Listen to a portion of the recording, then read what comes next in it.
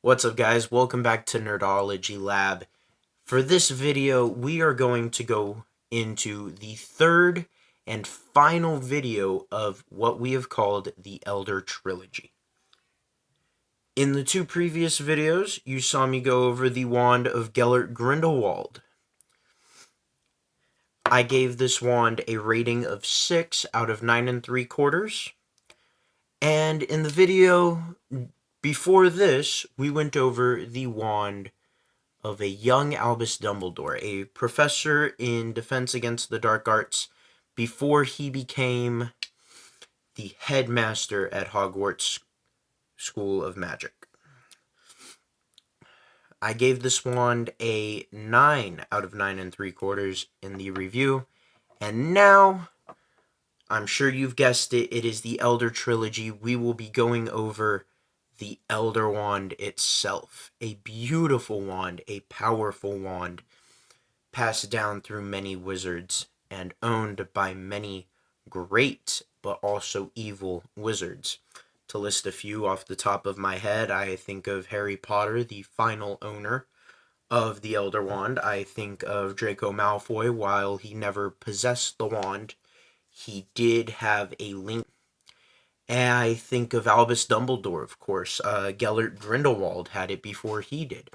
Grindelwald got it from Gregorevich, and there were two more before it. The first one being the man that the wand was given to by Death himself. So, let's go over this wand. I'm going to go from tip to bottom. The detailing on this wand is quite spectacular. I'm very impressed with it. Each detail is just done amazingly. Now, I didn't mention in the other two videos, but I will mention in this one, these are not wands from the Noble Collection. These are off-brand, off-market wands that are just so beautiful, even though they are not officially licensed by Harry Potter, or the Wizarding World of Harry Potter. And it just, the detailing on these is so, it's so amazing. We'll look at these little baubles real quick. There's 6 baubles. A little bit of history behind them. It's said that each bauble represents the power of an owner of the Elder Wand, or of a previous owner of the Elder Wand. Now, while I'm not too sure if I really believe this legend, because of the fact that there's only 6. Now, when you watch Deathly Hallows Part 2, when Death makes the Elder Wand, you can see all 6 of the baubles. Now, if this part of the legend were true, then it wouldn't have a single bauble on it yet. By the time that we get to see it in Fantastic Beasts: The Crimes of Grindelwald, there are 6 baubles. So again, it doesn't check out, because by the time that Grindelwald has it, only 4 other people have had it before him. When we see it with Albus Dumbledore, it has 6. When Harry has it, it has 6. And so I'm not too sure about this part of the legend.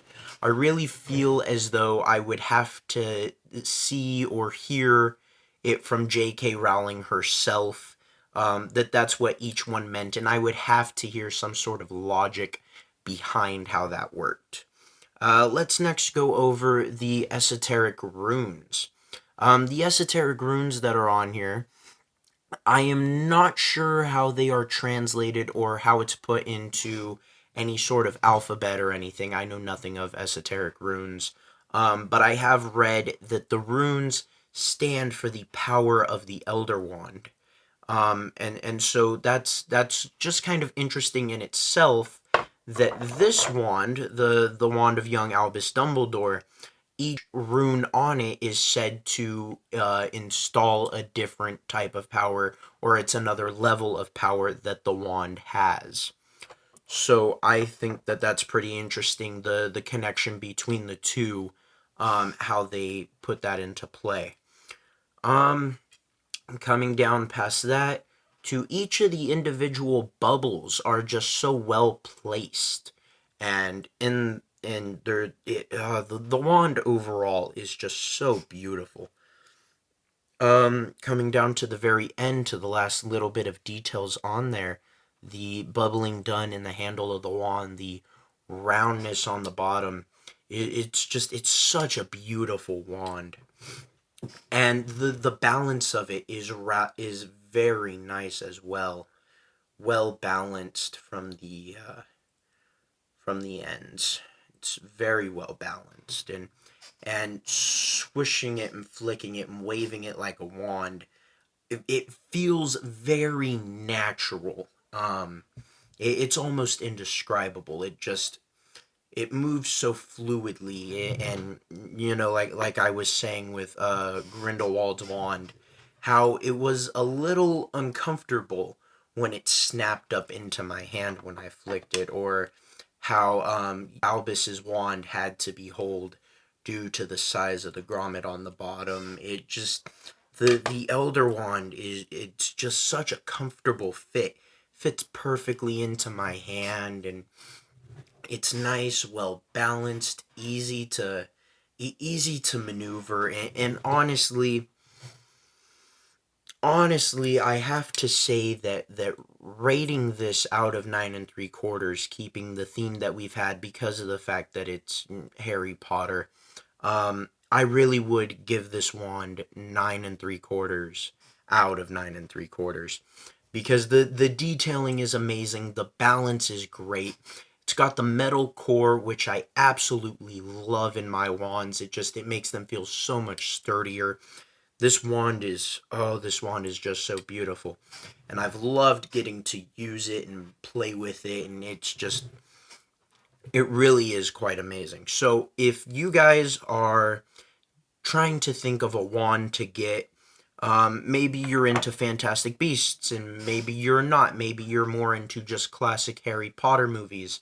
I hope that these videos have kind of helped to give you an idea of a wand that maybe you would like to get, a wand that maybe is comfortable for you, fits into your hand real nicely, or maybe you're into character wands. Maybe now that you've seen this, you've decided, oh, I like Grindelwald's original wand, or I like Dumbledore's original wand, or maybe you're just about power and the Elder Wand is the thing for you.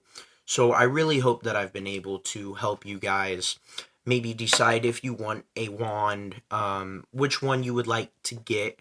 I know that this isn't all of them, that there's so many more, and I hope to get more and be able to provide these reviews for you guys. That way you can really get an idea of what's out there for those of you that don't really know, or maybe if there's a character that you like, you've never really paid attention or have seen their wand before, that now that will help you to know, and you've come to understand. And I did a lot of research into these wands before I did these reviews, especially into young Albus Dumbledore's and the Elder Wand.